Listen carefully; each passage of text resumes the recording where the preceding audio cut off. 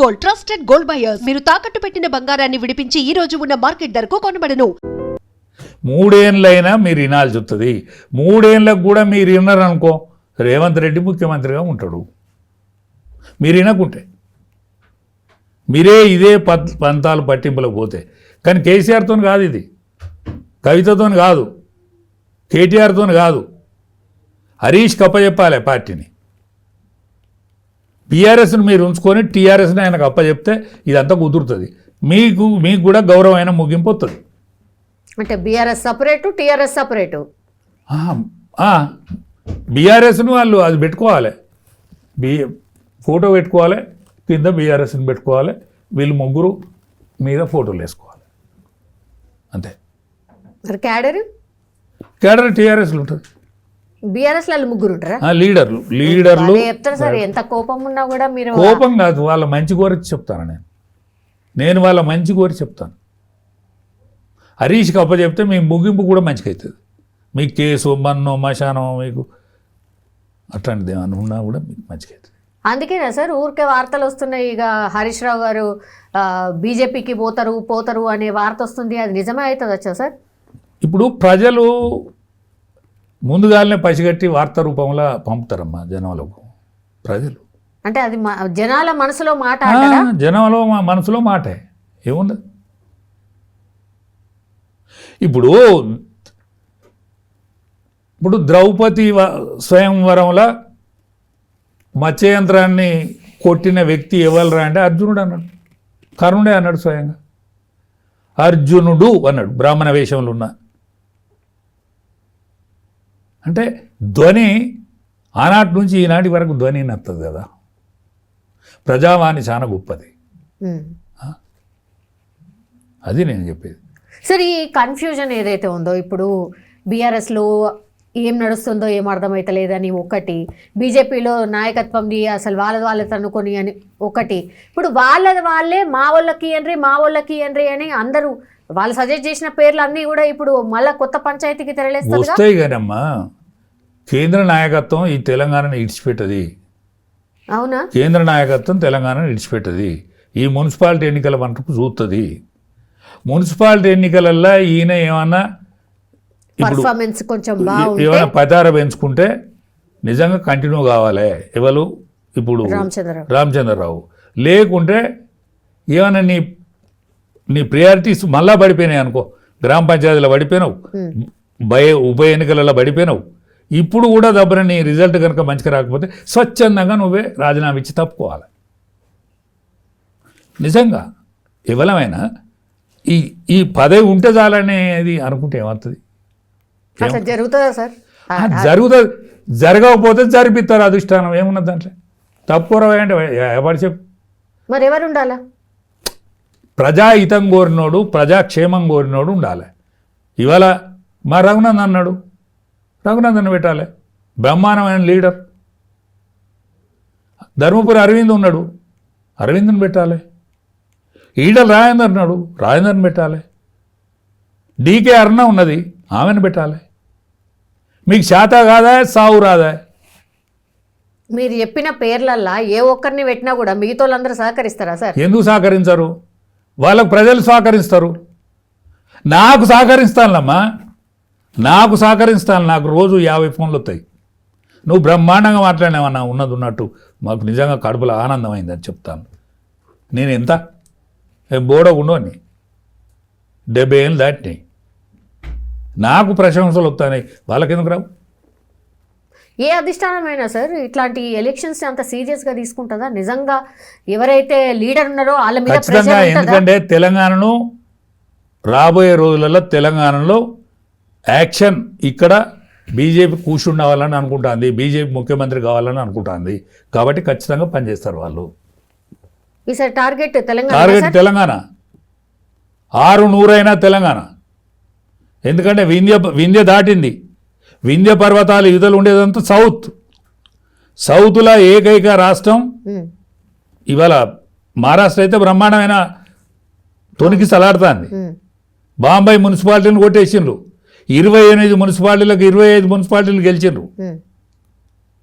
Bombay corporation convener గారి majority వచ్చింది. ఇవాళ దేవేంద్ర ఫడ్నవీస్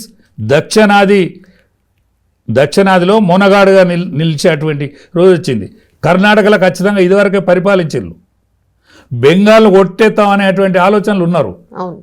ఇవాళ 8 పార్లమెంట్ మెంబర్లు, ఆనాడు 62 అసెంబ్లీ మెంబర్లలో మెజారిటీ వచ్చింది. ఈ తెలంగాణను ఇడిచిపెట్టారు. ఈ లీడర్లకు పాడుబుద్ధి ఉన్నా కూడా పైనున్న లీడర్షిప్కు ఖచ్చితంగా ఈడ పట్టు సంపాదించాలనేటువంటి ఆలోచనలో ఉన్నారు. 600 అయినా ఇక్కడ తెలంగాణలో బీజేపీ గవర్నమెంట్ రేపు వచ్చి తీరుతుంది. అందులో బీసీ ముఖ్యమంత్రి అయి తీరుతాడు. బీసీ ముఖ్యమంత్రి పోయినసారే బీసీ ముఖ్యమంత్రి అని అన్నారు. ఖచ్చితంగా ఈసారి కట్టుబడి ఉంటారు. ఓకే, ఇప్పుడు మీ ఎక్స్పెక్టేషన్ సార్, మున్సిపాలిటీలో సక్సెస్ అయితే ఒక లెక్క సార్, సక్సెస్ కాకుంటే ఇంకో లెక్క. మీ అంచనా ప్రకారం మున్సిపాలిటీలో ఎట్లా పర్ఫామ్ చేస్తారు అన్ని పార్టీస్? మున్సిపాలిటీలలో ఎవరికి వాళ్ళే పోటీ చేస్తారని అనిపిస్తుంది. ఇప్పటికైతే ఎవరో వాళ్ళు పోటీ చేస్తే మాత్రం కాంగ్రెస్ కెట్ చేస్తుంది. ఓకే, కాకుంటే యానన్నా అరే గిడ మనం ఓడిపోయేటట్టున్నది, గిడ గెలిచేటట్టున్నాం అనేది విజ్ఞులైనటువంటి లీడర్షిప్ ఆలోచించి సరి చేసుకుంటే, ఇప్పుడు పరకాల్లో మాకు వరంగల్ జిల్లాలో, ఉమ్మడి వరంగల్ జిల్లాలో పరకాల్లో ఒకే మున్సిపాలిటీ ఉన్నది. టీఆర్ఎస్ మేము కలిస్తే గెలుస్తాం. ఓకే, ఇవాళ ఉమ్మడి మెదక్ జిల్లా ఉన్నది. ఉమ్మడి మెదక్ జిల్లాలో కాంగ్రెస్ పార్టీకి ఎక్కడ ఎడ్జి లేదు. ఒక సంగారెడ్డి ఇంకొక ప్రాంతంలో తప్ప.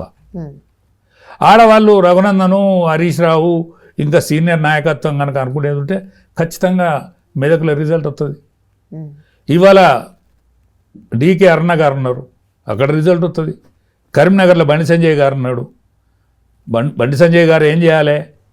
ఈటల రాజేందర్ గారిని కూడా కలుపుకొని, ఎందుకంటే కలుపుకోవాలి. ఎందుకంటే రిజల్ట్ నీది కాదు సార్. అన్ని ఇంపాసిబుల్ అయ్యేటే చెప్తున్నారు. ఇంపాసిబుల్ చేసుకోవాలి. మీ తాతది కాదు, మీ తండ్రిది కాదు. ప్రజలు ఓట్లయితే మీరు నాయకులైన్లు, ప్రజలు ఓట్లయితే మీరు మంత్రులైన్లు. మేమే గెలిచినామని అనుకుంటే తప్పు.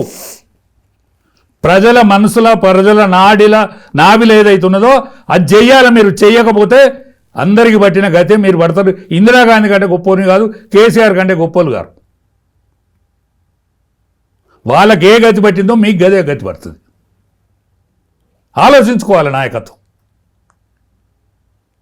ఇప్పటికీ కేసీఆర్ పోయి అక్కడ ఫామ్ హౌజులు ఉంటాయంటే హరీష్ రావు లాంటివానికి, ఇవాళ కేటీఆర్ లాంటివానికి సోయి ఉండద్దా?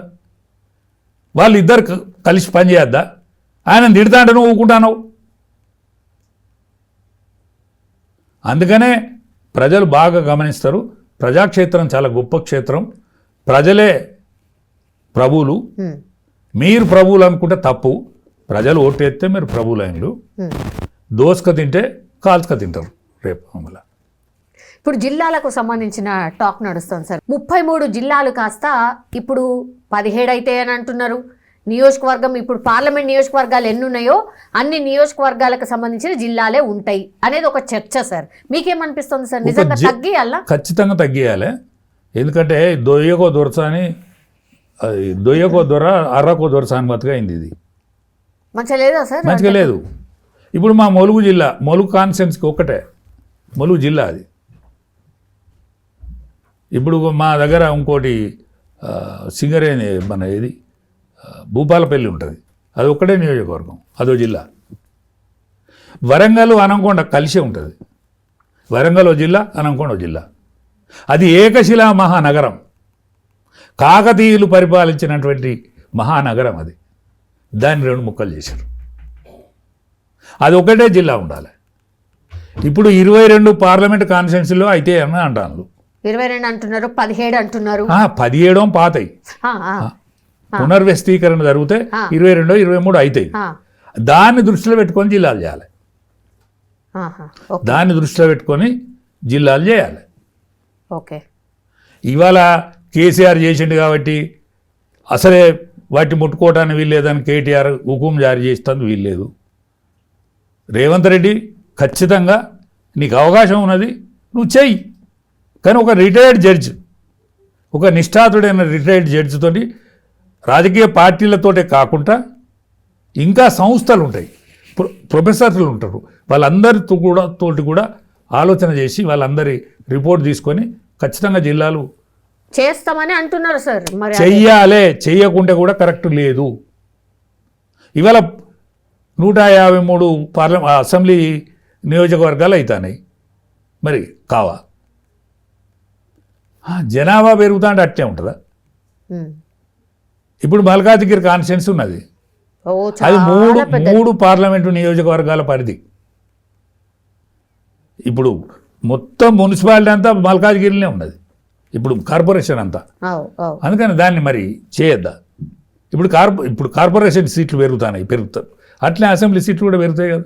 అట్లే జిల్లాలు ఎంత పరిధి ఉండాలి, ఎంత పరిధి ఉండద్దు అనేది దానికి కూడా ఒక పరిమితి ఉండాలి కదా. మళ్ళా ఒక కన్ఫ్యూజన్ అయితే ఉండద్దు కదా సార్. కన్ఫ్యూషన్ ఉండకుండానే చెయ్యాలి, ఒక కన్ఫ్యూషన్ ఉండకుండానే చెయ్యాలి. ఎప్పటికీ జనాభా పెరుగుదలతోటి ఇవన్నీ పెరుగుతూ ఉంటాయి, ఇవన్నీ పెరుగుతూ ఉంటాయి. అప్పుడు ఎందుకు చేసిందంటే, ఇప్పుడు ఆ జిల్లా ప్రెసిడెంట్ను రాజేందర్ గారిని చేసి, ఈటల రాజేందర్ గారిని కరీంనగర్కు. ఇప్పుడు మాజీ మంత్రి, ఇప్పుడు ఎమ్మెల్యే, కరీంనగర్ ఎమ్మెల్యే, ఆయన ఎత్తుకొని ఎగిరేడు. అది మంట పుట్టింది మా కేసీఆర్. మంట పుట్ట ఆహా అంటే జిల్లాకు నువ్వు అధికారి అన్నట్టు, పెద్దోని అన్నట్టు. అయితే జిల్లాలన్నీ చింద్రం చేస్తాను, చింద్రం చేశాను, అంతే. వేరే ఏం లేదు, కారణం ఏం లేదు. ఇది నిజం అమ్మా, ఎందుకంటే ఆయన విచిత్రమైన మనస్తత్వం. ఇందిరాగాంధీ అనుకునేదట, ఆయనకంటే ఆమెకంటే ఒక అడుగు ముందట వేసింట అంట. నువ్వు ముందట నడతావు అన్నట్ట. లేదు, ఆమెతో సమానంగా అంటే నాతో పాటుగా సమానంగా నడతావా? వాటి తప్ప నేను వెనుక వేసిండు అంటే నువ్వు వెనుకోను అన్నట్టే. ఇన్ని తీరులో ఉంటుంది మనస్తత్వం. ఎట్లా నడిచినా ప్రాబ్లమే. ఎట్లా నడిచినా ప్రాబ్లం. ముందట పోతే ముందట నాకంటే ముందట సమానం అయితే నాతో సమానమా? వెనుకపోతే అరే వీడు వెనుకోడే. ఇట్లుంటుంది రాజకీయ ప్రవృత్తి. ఇన్ని విధాలు ఉంటుంది. నేనేం పాపం చేసిన కేసీఆర్కు, నేను ఆయన కంటే ముందుగా ఉపన్యాసం ఇచ్చిన, నాకు ఎక్కువ మంది ఈలలు కొట్టిండు. ఈలలు కొట్టిన కింద నన్ను ఇంటికి పంపిండు. ఏముంటుంది అట్లా? అదేనా సార్ రీజన్? రీజనే. ఆయన కర్రోడు, నేను ఎర్రోడిని. ఆయన బలగం లేనోడు, నేను బలగం ఉన్నోడిని, అంతే. Yes sir, thank you sir, thank you so much. Municipality ఎన్నికలు అయితే ఎట్లాగో ఎడ్జ్ అధికార పార్టీకే ఉంటుంది సార్. బట్ మీరు అన్నట్టుగా మరి బీఆర్ఎస్ అండ్ బీజేపీ కలుస్తుందా లేదా? ఒకవేళ కలిస్తే మాత్రం వాళ్ళు ప్రభంజనం బ్రహ్మాండమైన మేయాటితో ఉంటారు. మున్సిపాలిటీలన్నీ వాళ్ళ కైవశం అవుతాయి. ఓకే.